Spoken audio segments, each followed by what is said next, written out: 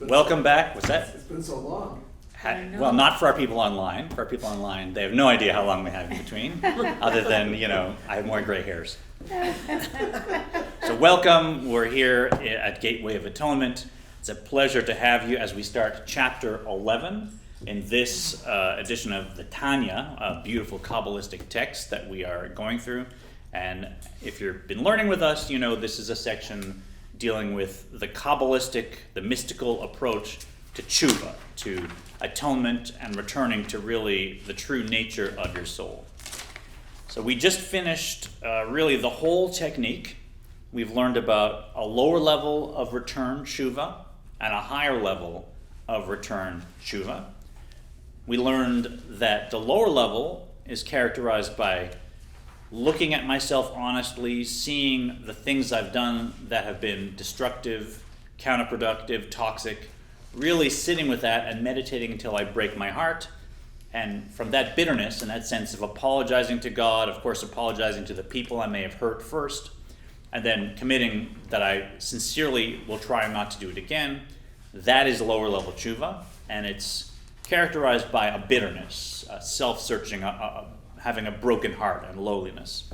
But there is a higher level of tshuva, and that corresponds not to the last hey of God's four-letter name, but the first one, the second letter, and that is characterized, the higher level of tshuva, or tshuva ila'ah, not by bitterness, but by joy.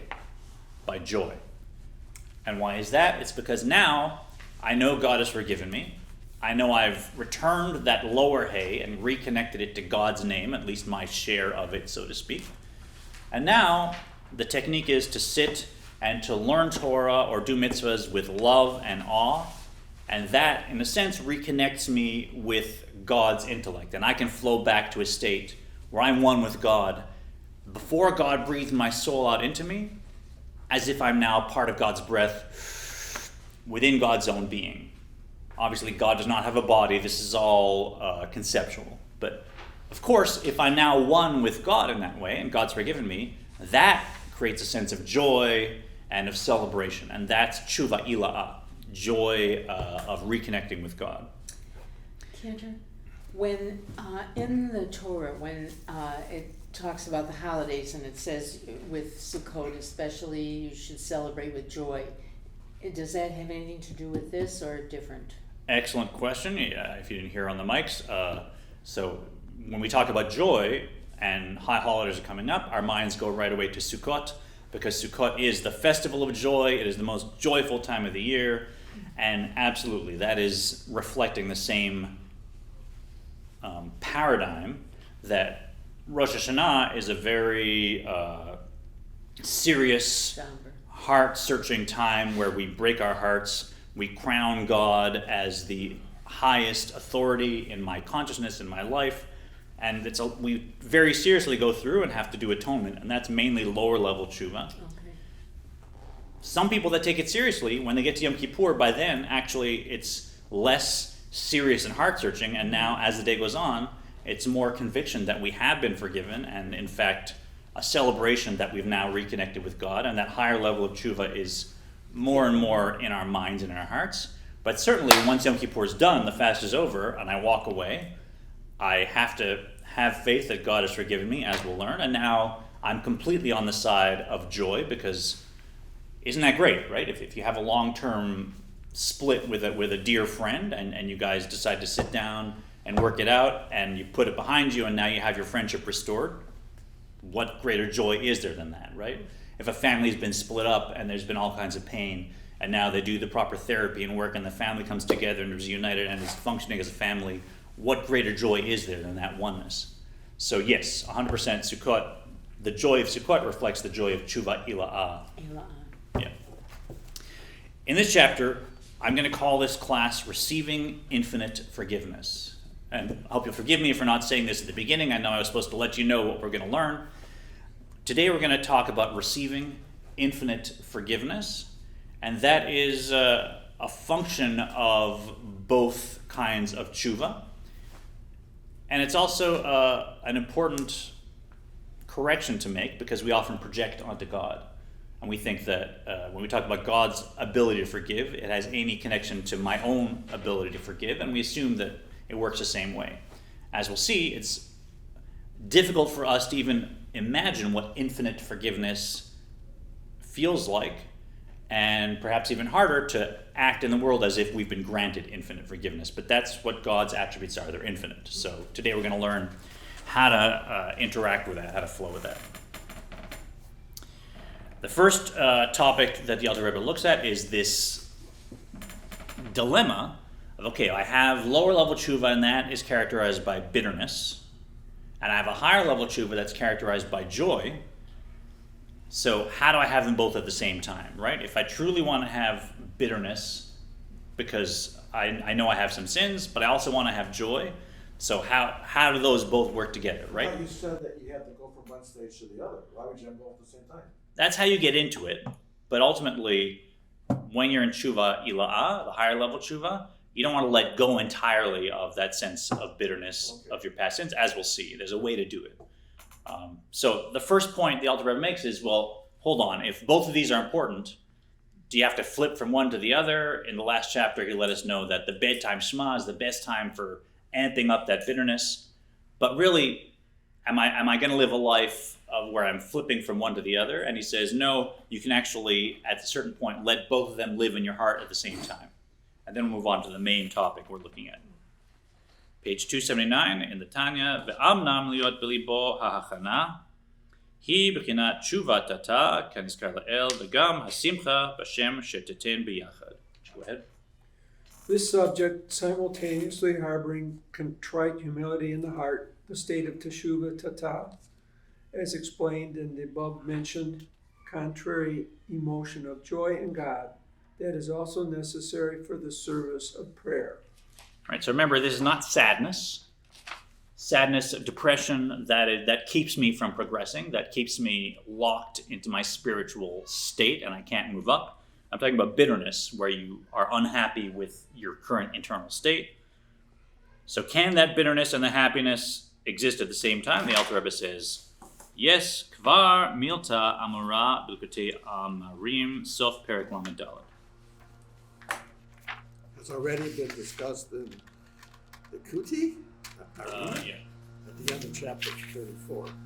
So that's Likutei Amarim is the main section of the Tanya that we learned for 3 years before this. Right, so in 34 he talked also about, surely you remember, chapter 34, two years ago, a year and a half ago, right, you can have joy and bitterness at the same time if you're at a certain level, a certain state. As the Zohar describes, K'mo shekatuv b'Zohar HaKadosh, Chedva tikia b'libai misitra da v'chulu. This is stated in the Zohar. Weeping is lodged in one side of the heart of my heart, and joy is lodged in the other side of my heart. So this is a beautiful statement that on the left side of my heart you can have weeping and bitterness, and on the right side you can have joy, and it can happen at the same time. And that is actually describing the phenomenon of, like, for instance, if we're studying the destruction of the temple, that's the Zohar was dealing with that topic, right? Because we're taught in Judaism that if we haven't rebuilt the temple in our generation, and this is every generation, it's the same as if the temple was destroyed in our generation. So we can't look at it as an historical thing. Oops, in that time there was, they were hating on each other, and so the temple was destroyed. Not our fault, it's our ancestors, and we're going to try and rebuild the temple. Hopefully we can. Oops, we didn't. Too bad. Rather, if we can't manage to love each other enough so that this tipping point of history comes and whatever the temple is going to be is rebuilt, it's as if we've destroyed it in our lifetime. And we're looking at it burning right now. We're looking at the destruction, the death, and the misery, and the loss of sovereignty and everything. And if we're looking at that, how can we not be so overcome with bitterness that the Chabad Rebbe said you would care a welt, you'd turn over the world to make sure that the temple was rebuilt in our lifetime. Right? So that bitterness, that should be there, but at the same time we're talking about learning Torah and times, messianic times, and that should fill us with joy, right? That this is something we can do. So how is it that when we look at the destruction of Jerusalem, we can see at the same time how this is going to help correct all of humanity. There's something good in it, and at the same time, it's the biggest tragedy. Is this sort of like evil inclination and good inclination? That's a hurrah. How so? I mean, there's two opposites. They're always fighting each other. Yeah, but in this case, they're not really fighting is the point. My normal state would be these are in conflict, and really it's one or the other. Yeah. But the Alter Rebbe is saying here, in fact, each one of them has a different source, Okay. right? So my chesed of my divine soul wants to celebrate the joy of being one with God, and the gevura of my divine soul wants to be bitter that I ever could have done a sin, right? And so in my mind, there's one me, and these two are fighting, and I feel one or the other. But if you get to a certain point, they're both real. And your heart can function. A Jew can do the impossible, as the Rebbe said, and we can celebrate that positive at the same time as we're embittered about the negative, and we can have them both living in our hearts at the same time. And that very much is the state of tshuva ila'ah, where you're at a level where you're one with God, but you haven't forgotten how you messed up. You haven't forgotten, as we'll see. Reminds me of that German song, Lachen und Weinen, laughing and crying. Lachen und Weinen. Da, da, da, da, da. Some I Schubert. didn't remember that. Laughing and crying at the same time. It was like a love song about how you're so happy and sad at the same time. So the Romantics also understood that you can miss someone and be in pain at the same time as you're thrilled and happy that you have a love for this person you're missing, right? So that's the Romantic equivalence, I suppose. What did you just say? Isn't that? So it's The Schubert spiritual. song or Schumann, Lachen und Weinen, I don't big know. hit You don't from know the, I don't know, 19th century. Isn't that what we do every day, Schubert or though? Gilbert and Sullivan? The conflict. What's that, Sue between- Ellen? The daily conflict between the love and the anxiety of not necessarily performing to capacity, or Yeah. and that's a daily conflict. Yeah, I think anyone who's raised a child, Oh. I have some embarrassing moments that I'm just so, and you're losing sleep, and at the same time, this is the biggest love you can have in the world. Exactly. So you can find that phenomenon in other places, and we're extending that here. It's kind of like in theater, they have the one side is Oh, yeah. smiling. The and mask, other- the Greek mask, mask, yeah. It's commented JLearn, exactly. So, number one is there's no conflict. The fact that you have bitterness over my past sins and the sins of the people of Israel, and Mashiach hasn't come, the temple's not rebuilt, that's not in conflict with my joy that I have become reunited with God. Now, point B, it's not just that they're not in conflict, it's that the sins, the averas, the failings, the things I've done that have cut me off from God, they can now actually bring me joy themselves. Right? So I'm not just now learning that they're not in conflict. Now I'm going to see how my sins can actually cause me themselves to be joyful. ובצירוף עוד האמונה והביטחון להיות נכון ליבו בטוח בשם כי חפץ חסד הוא. Joined to this is faith and confidence, the heart being firm and certain in God that he delights in kindness. Right? So as we'll see, God really wants to forgive us. God has infinite capacity to forgive us. And every time I ask for forgiveness as I see, I can be 100% certain that God has forgiven me. And that should cause me joy. That should cause me joy. Right? So, yeah, we all had moments of weakness, and we all had moments where we maybe snapped at someone or did the wrong thing, and now it's weighing on us. And then we went through and worked on it and did the right thing and asked God for forgiveness, and in prayer formally even asked for it. Now I know it's done. I'm reunited with God. And shouldn't that make me joyful that this supreme authority, let's call it, is willing to just completely forgive something, and now I'm reunited, right? So that phenomenon, that sureness, that certainty that God wants to do this. It's a thing God wants to do almost most of all, and is thrilled to do it, and can do it 100% no matter how many times I've messed up. That should fill me with joy. And if you say to yourself, well, do I really mean it? How much can I say? If I know I've asked for forgiveness before, and then I've made the same mistake, and I know I'm human, there's a chance I'll make the same mistake this year or this afternoon. So really, is my remorse deep enough? We want to understand that is just a trick of your counterproductive side, your Yetzer Hara, right? This idea that how can I really assume that God's forgiven me? I'm really probably going to mess up again. It's not sincere. God is able to search Talmud Halev, is able to search the hiddenness of our heart, and God, even if we aren't in contact with our most genuine remorse, God wants to forgive us. And so as soon as I genuinely try, God will go into the heart and will find the point of my divine soul that truly is repentant and will use that to forgive me. So even if I'm not in contact with my true remorse, God is. Right? So anytime we've actually asked God for forgiveness genuinely, after we've forgiven the people, asked for forgiveness from the people in our lives, then if we say, well, God really hasn't forgiven me because I haven't been sincere, that's just Yetzer Hara, forget about that line of thinking. Make sense? וחנון ורחום, ורב לסלוח תכף ומיד שמבקש מחילה וסליחה מאיתו יתברך. You go ahead as well. Sorry, Dan. Yeah. And is gracious and merciful and abundantly forgiving the instant one, entreats him for forgiveness and atonement. And we'll look a little more closely at this idea of what it means to be infinitely forgiving.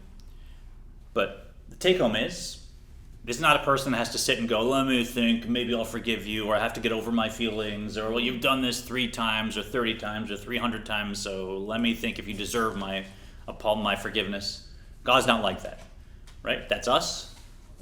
God's attributes are infinite, right? God's attributes are infinite. So hard for us to grasp that because we're this bundle of conflicting, limited attributes, right? But what does infinite forgiveness look like? That is not concerned with any other factors, just infinite forgiveness can just flow completely. That means, of course, you're forgiven as soon as you ask. That's how it works. Krov rachamecha meche f'sha'ai.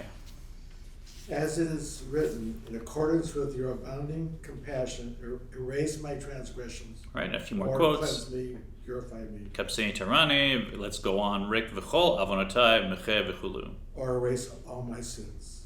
And so these are the prayer formula that we use, that we genuinely ask. And what happens? Bli shum safek v'safek sfeka ba'olam. The worshiper offers supplication such as above, without the faintest vestige of doubt. Right, so we want to understand when you're dealing with infinite forgiveness that should leave no doubt that once we've asked genuinely in the proper way, now God is able to forgive completely and instantly. It's such a... Are there certain things that he will never forgive, such as idol worship? No. Okay. It's infinite forgiveness. It's such a difficult concept for me. Does Yeah, well, Heschel why is help- that? Why is that? Does Heschel help with that? Well, let's hear this. Yeah. Because that monkey mind in my head that keeps chattering says, did I do it correctly? Is it okay? Is that person really forgiving me? Even when you ask for forgiveness. Well, with the person that's Yeah. legitimate. But God. We're not talking about other people. No, I understand that, but Yeah. that's where my mind goes to, that experience as opposed to the experience of God's forgiveness, of infinite forgiveness. Right. So I think that always will be there to some extent because we're human. But each time that happens, I want to make a category. I want to say, okay, monkey mind, that has to do with people, Yeah, and with people that's exactly, legit. the chatter. But right now I'm dealing with God, and so with God, I'll put that out of my mind. And each time I follow that line of thinking through, I create a new connection in my mind this is not human forgiveness, this is infinite forgiveness. And I try and take myself out of that pattern, and I just say, it's done. I asked properly, God forgave, this is not these people, Right. Thank right? you. And, So it's almost like massaging a muscle. You Yeah. do it over and over again. Yeah. It becomes easier, hopefully. Yeah, this is neuroplasticity. Yeah. So this is every time, and we do it 3 times a day traditionally, and every time I ask God for forgiveness, now my mind is like, ha ha ha, how could God forgive me, right? I don't even mean it, right? And my mind starts throwing that at me, and I just say, no, that's people, or that's me, but this is God, and rest assured, without any doubt, what does it say? Bli shum safek v'safek sfeika ba'olam, without any even glimmer of a possibility of a faintest vestige of a doubt. I mean, he goes so overboard to say, just wipe it from your mind. And the fact that later you go back and the monkey mind comes in again doesn't mean that that didn't have benefit. Every time I do it, it's benefit. We're connecting to infinite compassion each time and strengthen our connection. Thank you. I think Heschel helps with that. I mean, Heschel pulls the stuff from this directly. Heschel is just I teaching know, Chabad but I Hasidus. think Yeah, and yeah. I can't remember anything specifically, but just the thought that God in search of man, God needs us, Okay, yeah. and Because in without that us, there's reciprocal- nobody to ask for forgiveness in the in universe. that We're the only reciprocal- ones that can mess up. In that reciprocal need, I think it's built in that of course He's going to forgive you. He needs you. Yeah, I mean, it's a nice way to look at it. Yeah. Yeah. I mean, Thank I you. know. He for sure draws from this. Yeah. Oh, I'm sure. And for this reason, chmo shanu mevarchin bechol tfilat yudchet techef shemevakshim slach lanu chulu baruch atah Hashem chanun harbeh lisloach. For this reason, in every Shemona Esrei, the moment we plead, pardon us, we conclude, blessed are you, O God, gracious one, who pardons abundantly. Right, so now we're going to another point to bolster this. So we understand this phenomenon. It's not a contradiction to be joyful that I'm now reunited with God at the same time as I have bitterness over my past sins, because I can have two emotions at the same time. It's a complex heart function. B, I can actually look at these sins and be joyful around the sins because God's just forgiven me. And so how great, right? God just says, I'm going to wipe that clean, so to speak. You're now reunited with me even though, and I should be happy at that. Now we're going to say, if you have any doubt, if that monkey mind is still bouncing around, here's some arguments to throw at it. Here's some points to make clear in your mind. Halachically, we are strictly forbidden from pronouncing a blessing with God's name if that actually doesn't apply. Right? So it's Pesach, we're all sitting here at the Seder, and oops, I forgot the matzah. There's no matzah in the house. What are we going to do? Let's pretend we ate matzah and let's say the blessing over that, right? By traditional Judaism, you're not just missing the mitzvah of eating matzah, you're actually you're breaking a negative commandment because you're even saying God's name when you haven't eaten matzah. So if you lit Shabbat candles and you're like, wait, did I say the blessing or not? I don't know. You can't now go ahead and just say the blessing a second time to make sure. It's an avera. It's a sin, right? So you should know that for every generation, all these generations of very observant traditional Jews who get up and say this blessing 3 times a day in the Amidah, blessed are you, God, who grants forgiveness, who pardons abundantly. The halacha is, if there was any doubt, never mind if God didn't, but even if there was any doubt, it would actually be breaking halacha in a serious, concrete way for us to say this blessing as it is. This is actually the Alter Rebbe's prayer book. So the same Alter Rebbe who wrote the Tanya, he wrote his own prayer book, and this is his nusach. So page 47 on that prayer book, right at the bottom there. And for anyone that may be less familiar, this is the Amidah. So when you say Baruch Atah Hashem Elokeinu v'Elokei Avotenu v'Yom, so we start with the Avot and the Gvurot. So the typical traditional Amidah has 19 currently blessings, and you say that 3 times a day. And so we actually pray this prayer 3 times every weekday. And it's Salach Lanu Avinu, right? Pardon us, our Father. I'll translate literally here. Ki chatanu, for we have sinned. Mechol Lanu Malkeinu, right? Forgive us. Mechila is literally forgiveness. Lanu Malkeinu, our King. Ki fashanu, because we have, we missed the mark. We've done sins. Ki el tov v'salach ata, because you are a good God and you pardon, or you are forgiving and pardoning God. So now, what have we done? We start this blessing. We ask, please forgive us, God, we've sinned. Okay. Please pardon us because we've done, we've missed the mark. Okay. Because you are a good and forgiving God. Okay. So where am I at now? Here I am. I'm now praying. I've asked God for forgiveness. And now what's the question that we're dealing with? What's God's answer? Of course we're good. Of course. Okay, so if the answer is, of course, we're forgiven, now I can conclude, Baruch atah Hashem chanun arbei, blessed are you, our God, who is gracious and who is absolutely abundant, who is infinite in pardoning, right? So I'm actually reciting that blessing after I've asked God for forgiveness.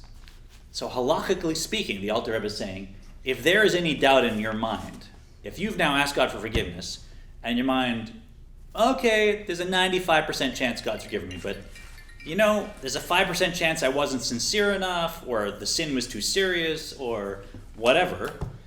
If there's any doubt, how could I now turn around and say this blessing? I'd actually be breaking halakha, believe it or not. Like formal halakha, you would not be able to say that. So that's the Alter Rebbe's proof that if you can't accept that infinite forgiveness means that God obviously forgave you, just emotionally, right? Know that you couldn't even say that blessing. And every Jew who's ever said this blessing couldn't say that blessing if it wasn't 100% certain. Otherwise, you couldn't even write this blessing. All right?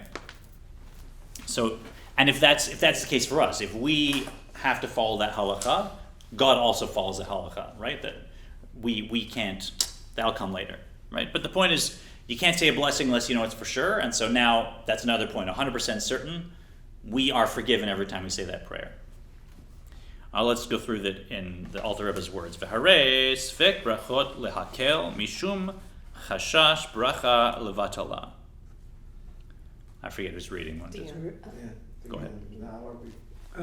Now we are forbidden to recite a blessing of doubtful obligation for fear that it be pronounced in vain. Right, so pronouncing a blessing in vain, that's a major avera that you just can't do. Ela ein kan shum safek klal mechar shebikashnu salach lanu mechal lanu. For, however, there is no doubt here whatsoever, for we have asked, pardon us, forgive us. Right, so there can't be any doubt. And by the way, that's fine, we'll leave that. Ve'ilu lo hayinu chozkim v'chotim hayinu nigalin miyad. Furthermore, we are not to repeat our transgressions. We would be immediately redeemed. Okay, so now we get to another problem for devout Jews, which is really history looks like the Messianic period should have already started. Right? I mean, so many sages have said everything's past, all the signs have passed, we've gone through the horrors of the 20th century. What else is there that God could expect of us as a Jewish people, and Mashiach should be here?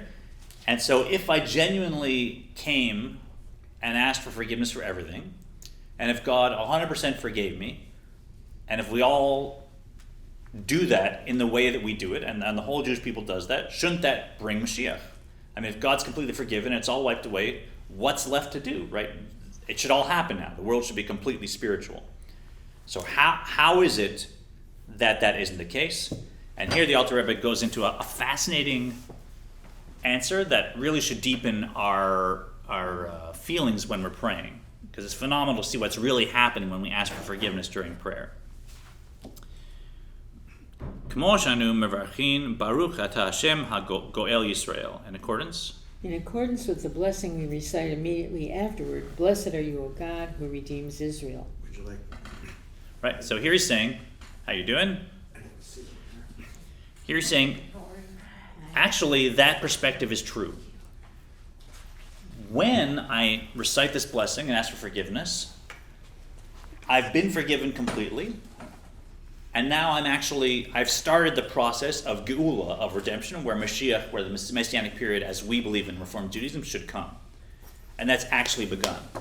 The thing is, it's not an instant scene change, right? This is not like pre-Mashiach and then boom, Mashiach, and it happens in an instant. Like everything real in the world, it's a process, like birth, right? Like maturity. It's actually a process where you have stages.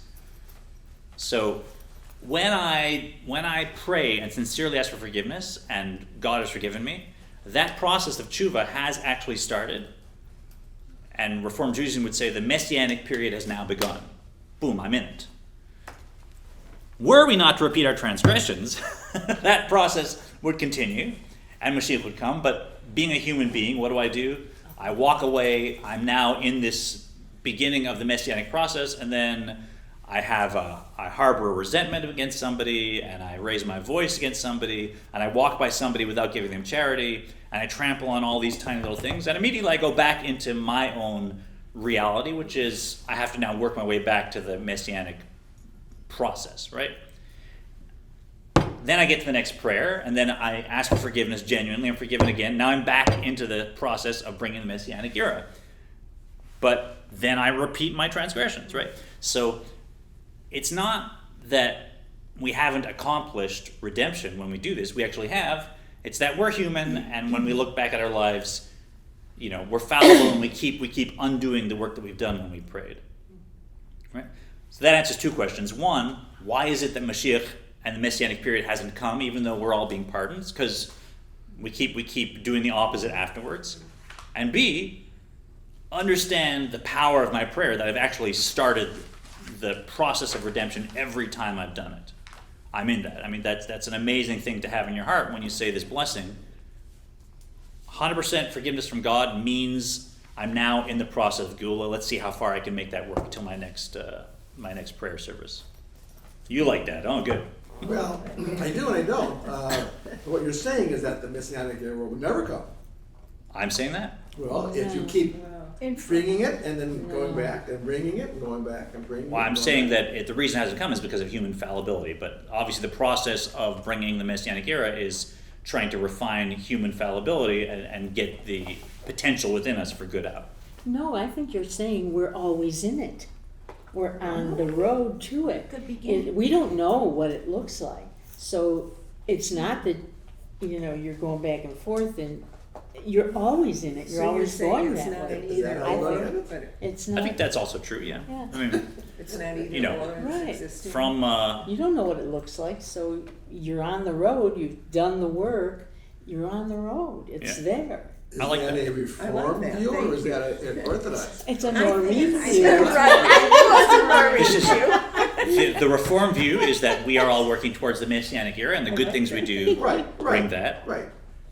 But the I think the Reform view on how forgiveness works with God, depending on your conception of God, there's like a whole range of ways people would frame it. So this is Tanya now. This is like Tanya for Reform Jews. It's not, Reform Judaism and the Tanya see prayer very differently. Yeah, I know. We see God differently, probably, and we see the Messianic era differently. But this can still fit together with us, because we do work to bring the Messianic era, we do pray, and we do have a relationship with God. So here I'm giving a technique from the Alter Rebbe that we can use as Reformed Jews at Temple Israel, which I think is very powerful, which is, yes, understand God is 100% infinitely forgiving. When I genuinely ask, it works. B, that means the Messianic era process has started, and we as Reformed Jews can understand that we're now in that. And C, okay, I mess up, and now I come back again, right? Thank you. I find that very comforting. I do that it's, too, I like that. I love this, and it gets better, trust me. Forgiveness for all of my sins. Right. I find that very comforting. It feels good. That's the joy, right? That's the joy. It's like, wow, really? I'm full of joy. Happy, right? Happy. Good. I'm glad I came to class today. That was so good. Okay, now we go, new topic, v'harei afilu b'midat basar v'dam, ken shetzarich hadam limchol techech miyad shemevakshim mimenu mechila. Right. Even by human standards, the certainty of pardon is legitimate, for one must forgive as soon as he has asked for pardon. Okay, so now, new subtopic, right? If we are obligated to forgive people, how much more so is God for sure going to do it? And not every Jewish person realizes, but it actually is an obligation for Jews to forgive, right? If somebody has done something and they come and ask forgiveness, and in my heart I'm like, oh, emotionally I don't want to do this, I'm not supposed to withhold. I'm supposed to, if they genuinely asked, I'm supposed to grant forgiveness, even if it is just lip service, even if I have emotional work to do, and even if maybe the relationship will never be fully repaired, right? Because forgiveness does not necessarily mean involvement. Right? There's a difference between forgiveness and involvement, right? So someone comes and they do something horrible to my world, to my life, and then they genuinely realize how bad it was and they genuinely ask me for forgiveness. Yes, as a Jew, you should not hold forgiveness, you should grant it. Doesn't mean now they're in my life, or I let them into my house, or I have any connection or relationship with them beyond that, right? But yes, you're forgiven. You're not responsible anymore. Don't feel guilty on my behalf. Now you have to deal with God and your past actions. It's on you now, right? That we need to do, right? And if they don't ask? If they don't ask, you don't need to. Ah. Yeah, no, it's not. We don't have responsibility to forgive. Although, in the Alter Rebbe's prayer book, in the bedtime Shema, we actually read, I hereby forgive anyone that has ever done anything, whether in this life or another life, as a human being or as an animal, like you just, every possible category, right? Not really. But when you recite the Alter Rebbe's bedtime Shema, you actually do proactively forgive anyone that's ever done anything, even in another lifetime. So that's a great ideal, but I don't believe you're halakhically obliged to forgive someone who hasn't asked for it, right? They do have to ask. Wait, is that in case you die in your sleep, you're kind of covered? It's so you're covered.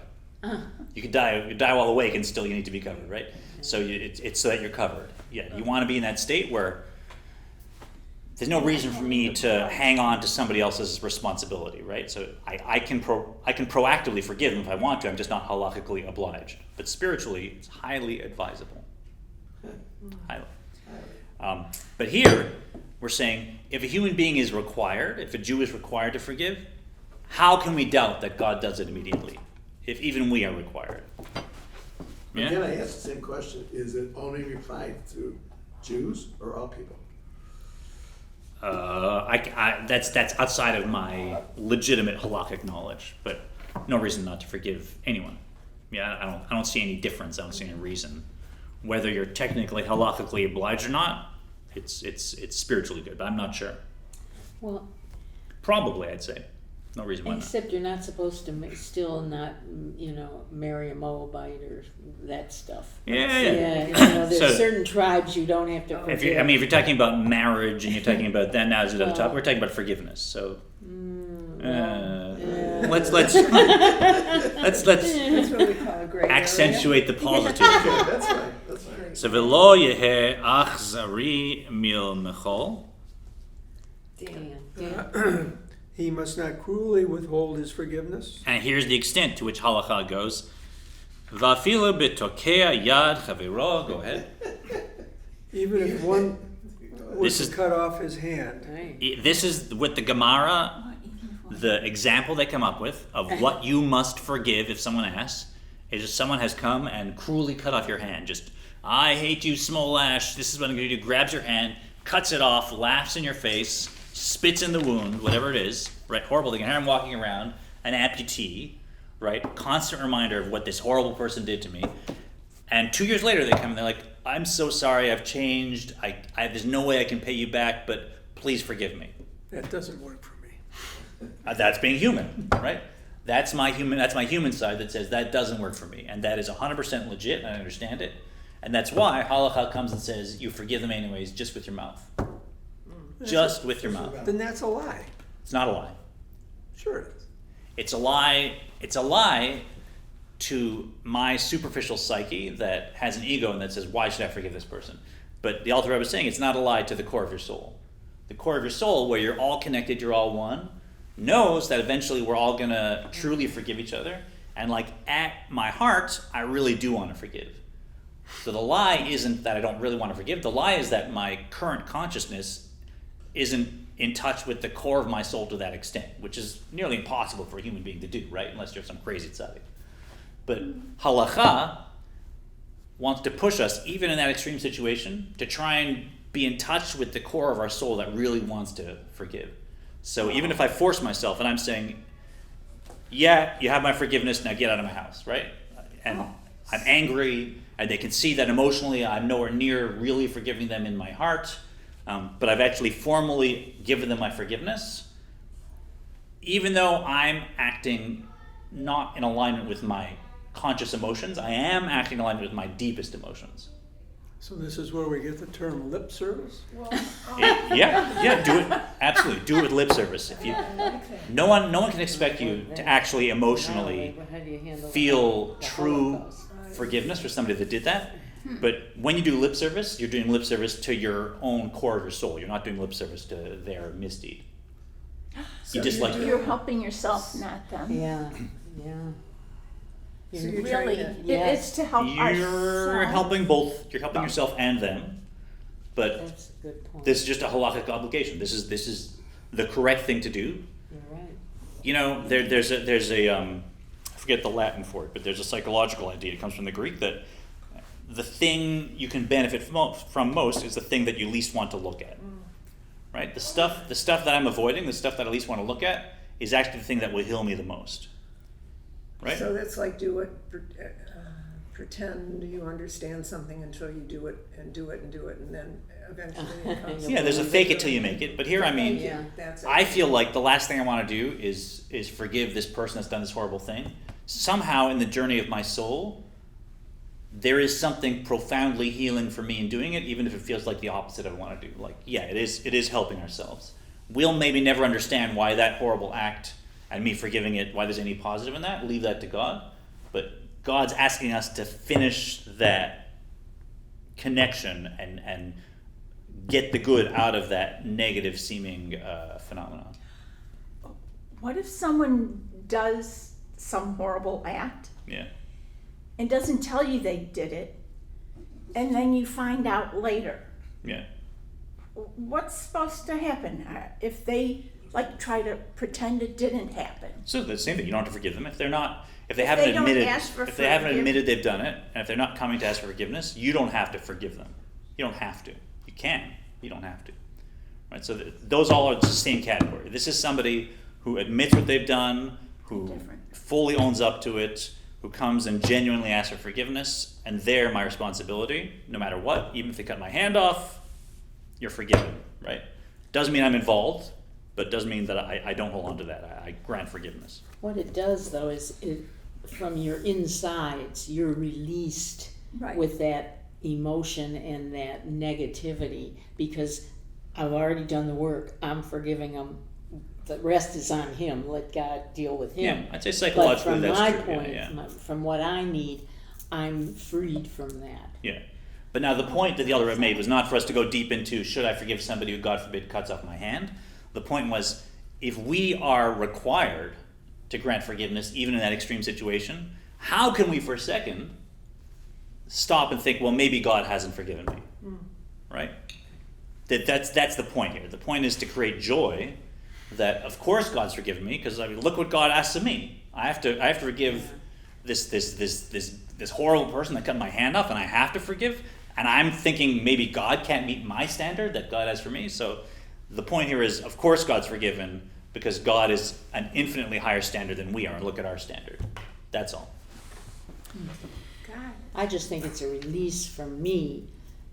I don't have to worry if God forgives or doesn't forgive. It's not in my venue, It's okay, God's a forgiver, so he probably does. I don't have to worry about it. I'm done with it. Okay.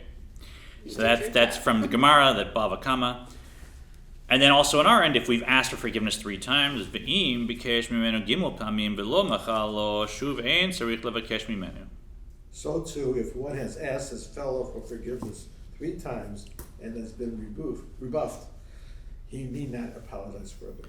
Right, and here he gives an example of, so Saul killed the Gibeonites because they when Joshua came into Israel, they pretended that they were from outside Israel and not one of the tribes that were in Israel, not one of the peoples that were in Israel. And Saul was very, very into defending the Jewish people, and so he, went and killed a bunch of Gibeonites, and then later on, in King David's time, they were asked to forgive the Jewish people because there was a plague in the Jewish people because of what Saul had done.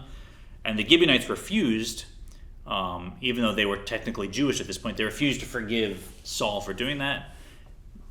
Because of that reason, David said, even though they're formally become Jewish, they really can't be Jewish because they're lacking that forgiving nature that all Jews have. Right? There's 3 qualities that define a Jewish person, right?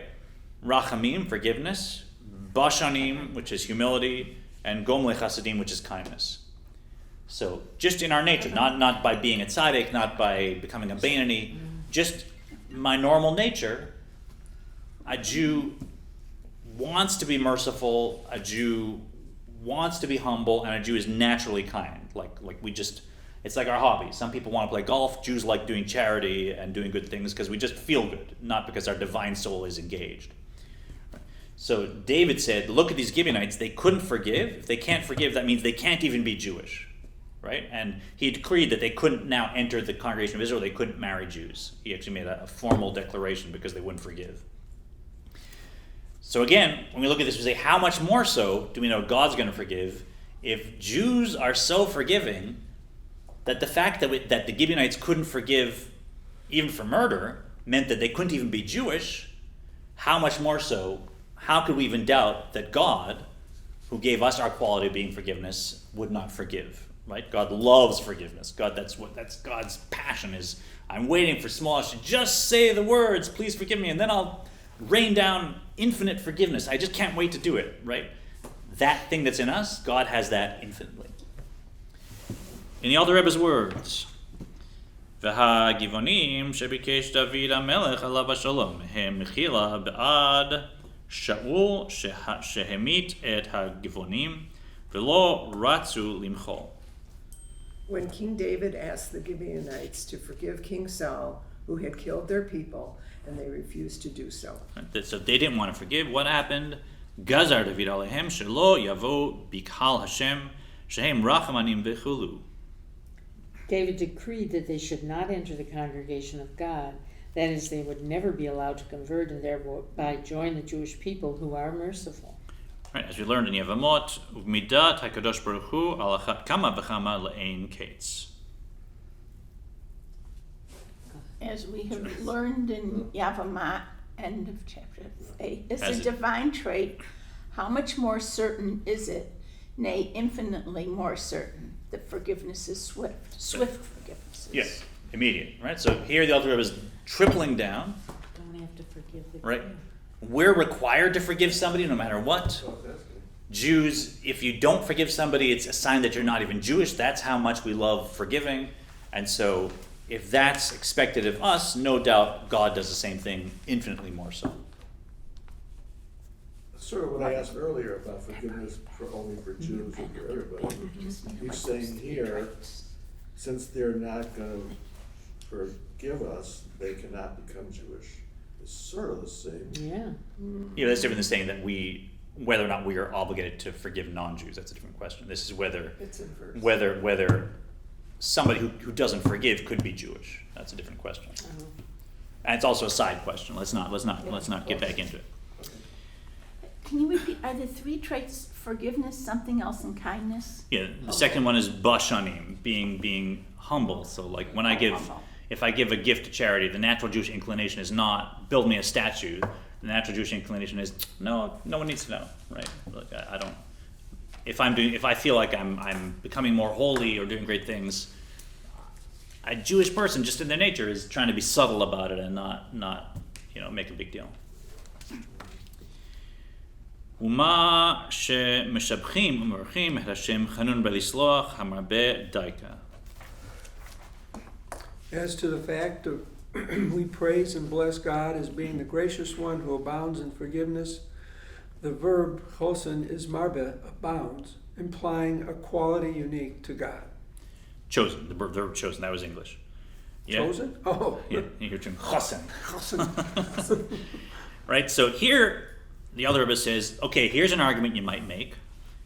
We're praising God for being gracious and abounding in forgiveness, right? That's something we say. So if we're praising God for forgiving, then maybe there is a doubt. Like if it's automatic, if that's just what God's going to do, why would I consider that something that's praiseworthy in God, right? So if it's praiseworthy, that must mean there was the alternate, and now I'm praising God for actually forgiving. So maybe there was a chance that God wouldn't forgive.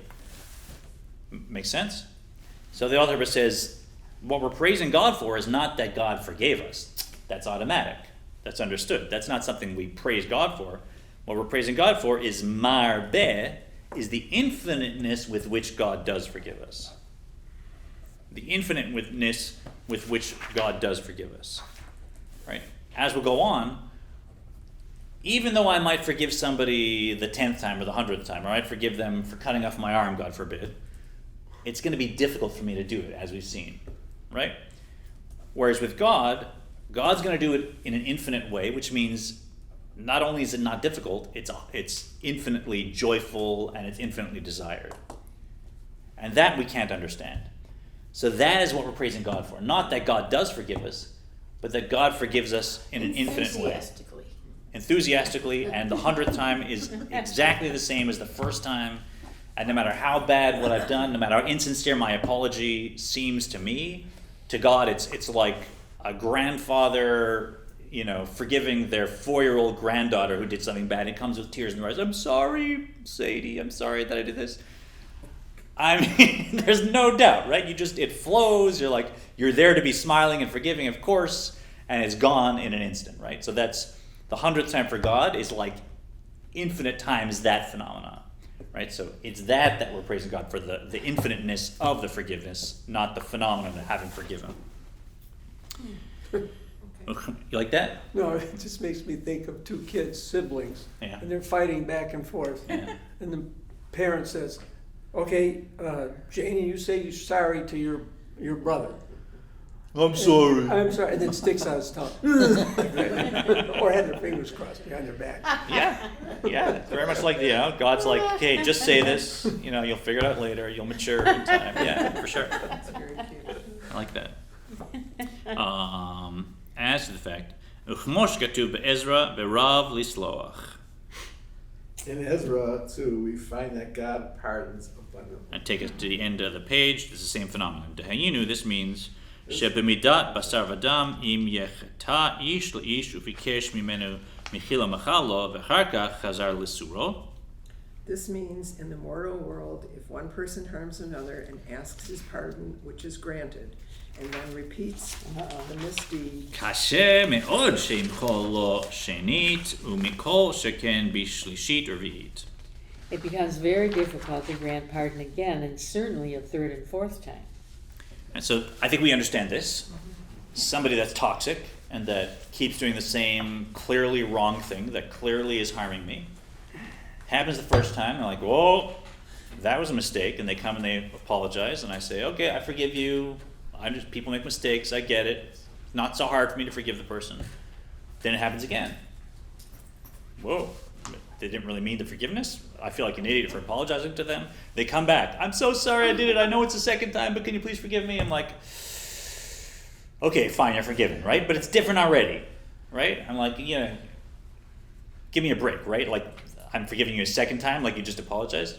Now what happens? The next week they do it a third time. And then the week later they come, no, I'm sorry, I keep doing this, please forgive me, I hope you can. I'm like, are you kidding me? It's the third time and you're asking me, like, what kind of you don't even mean this anymore, but fine, you're forgiven, right? Imagine if that happens 100 times.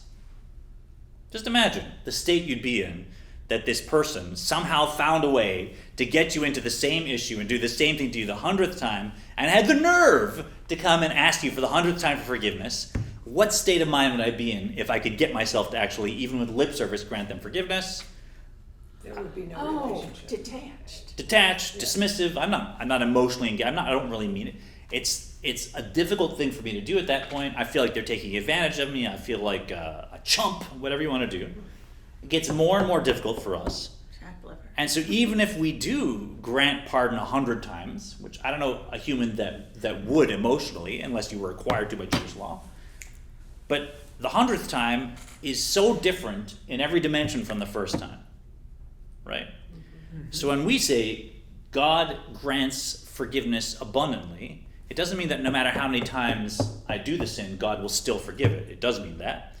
But it means that the 100th time is exactly the same as the first time. There is no difference whatsoever between the 100th time and the first time. That I don't think you and I can imagine. I don't think I can imagine a quality of forgiveness to the extent that there's no difference whatsoever between the first and the 100th time. Right? For pardon, ki hamechila hi mimidat harachamim. Oh, sorry. Aval b'midat hakadosh baruch hu ein hefresh bein pam achat le'elef pamim ki hamechila hi mimidat harachamim. All right. Yeah, sure. My turn? Yeah. By the standard of God, however, I just read, by the standard of God, however, there is no difference between once and 1,000 times. For pardon is a manifestation of the attribute of mercy. Right? And what are God's attributes? Midotav, HaKadoshot, Einan, Bifchinat Gvul V'Tachlit, Ela, Bifchinat Ein Sof. Go ahead, Suella. Or, sorry. And divine attributes are not bounded and finite, they are infinite. Keep going. Kmosh As Ketuv. in the verse, for his mercies have not ended. Ki lo chalu rachamav. So here we have to look at what infinity means conceptually and then try and understand that emotionally. Right? So if somebody was a multi-billionaire, right? It's like they have an infinite amount of money. So to Elon Musk or you name it or Zuckerberg, if I were to ask them for $1,000, that is a completely insignificant amount of money that they don't care about, has no meaning to them, right? You could say they have infinite amount of money relative to $1,000 emotionally, like it's whatever, it's nothing, I assume, right? And yet, there's still a difference if I ask them for 1,000 or 10,000. Now 10,000 may still be a small enough amount to them that it's completely, they're not even going to think about it, they don't notice it, it's basically also like nothing. But it's different, it's 10 times the 1,000, right? So they understand, now you're asking for 10 times an amount, and there's a difference between those two. What if I had a bank account, and this is, thank you Toy Silberberg for these two examples. What if I didn't have $300 billion? What if I had a bank account with truly infinite funds? So there's just limitless funds. I could withdraw absolutely any amount, no matter how many zeros, and it's still infinite funds. Now, is there a difference between 1,000 and 10,000 to me? No. No. Now they truly become the same thing, right? Because the difference between having 300 billion, which makes 1,000 and 10,000 basically nothing, but still different, and having just limitless, just any amount of money, doesn't change, never goes down, limitless. Now 1,000 and 10,000 really are the same thing, and 1,000 and 300 billion are the same thing. And even a trillion, it's the same thing, doesn't change to me, right? So us trying to understand what infinite compassion is like, it's like trying to make that leap, right? No matter how hard we try, and we forgive the 100th time or the 1,000th time, it's never going to be, there's truly no difference between the first time and the 1,000th time. It's never going to be, they all collapse to basically the same thing, because that's infinite forgiveness. Right? I'll say it's like, imagine you're running around a circular racetrack with no beginning and no end. And it's just a round track, you can run around it. And we all start at one point, we all start running, we're running for an hour, and one guy is super fast, and one woman is super fast, and one person is super slow. Has anybody got closer to the end of the track after that hour? Doesn't matter. You could have the fastest person in the world, and you could have a toddler crawling. They both are exactly the same distance from the end of the track, which is, there is no end, it's infinite. Right? So that's the kind of compassion God has. So yes, the 1,000th time is precisely the same as the first time. It happens automatically, immediately. And even if we can't understand that emotionally, we can have faith and we can know that's happened. Otherwise, I wouldn't be able to even say the blessing. Blessed are you, God, who for sure pardoned me. That went past your. The problem is, do we really appreciate the compassion then? If, well, I'm going to get forgiven, he's going to be compassionate, I don't need to worry about it. Yeah, we want to avoid that. Yeah, yes. well, I mean, do I appreciate that? And if I don't, then read this chapter. Right? So this chapter is all about. This chapter is all about appreciating there's a that. possible problem. Yeah, so there's a possible problem. Yeah. But the benefit is, now I'm actually deriving immense joy out of even my averas. Because if I understand this, I won't just say, I'm going to be bitter over my failings, but I'm going to be happy over the fact that now I've done tshuva and I'm reunited with God, and thank God, God forgave me, I made it, right? As opposed to, now we're even saying, you know what? There was no possibility that God wouldn't forgive me. I'm 100% forgiven, and I'm so happy that I've reached a state of reunion that even thinking about the fact that I'm reunited with God despite my sins makes me even happier.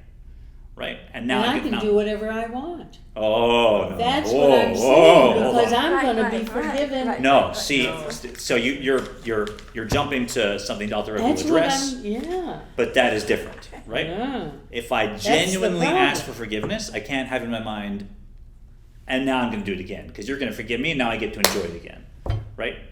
That's not, now you haven't asked for forgiveness. So, and he'll deal with that. If the reason that you do a sin is because you know later you'll be able to have forgiveness, and that's what caused you to do a sin, the Alter Rebbe is going to address that. So he anticipated that problem. But we're talking about where we're trying, we're genuinely trying, right? Yeah, I'm not 100%. Yeah, I'm fallible. Yeah, I'll probably wind up doing it again like last year. But I'm genuinely trying. I'm not saying ha ha ha. I can't wait till Yom Kippur's over and I can crack out my bad behavior. So they're infinite. Umidotav, we did that. The divine attributes. Yeah. Yeah. K'mosh katuv ki lo chalu rachamav.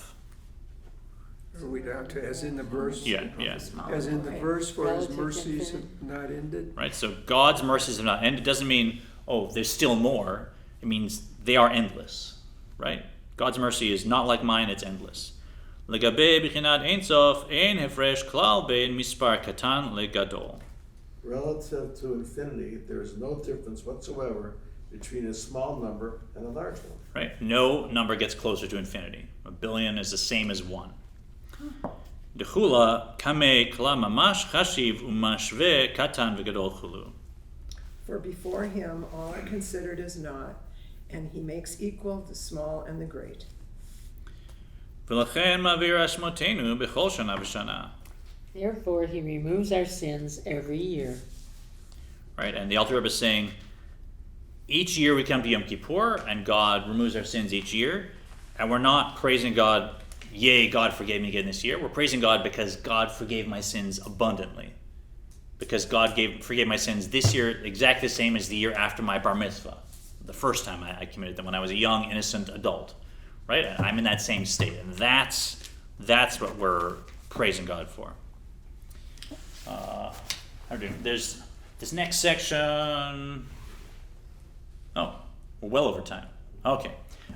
So when we pick up, we're actually not going to go through the Al-Chet section here. If you want to look at it yourself, it's interesting. It's talking about exactly your point, Noreen. That what do you do if you sin because you could have done tshuva? So we're getting the class. If you want to stick around, I'll just kind of introduce the idea. I don't think it's critical to the flow of the chapter, and we'll pick up next week at the bottom of page 287 or so, because the end of the chapter is so gorgeous for us. So thanks everybody. It's been a pleasure learning with you. If you again want to join our class, please email Maya at temple-israel.org, and we'll see you next class at Gateway of Atonement.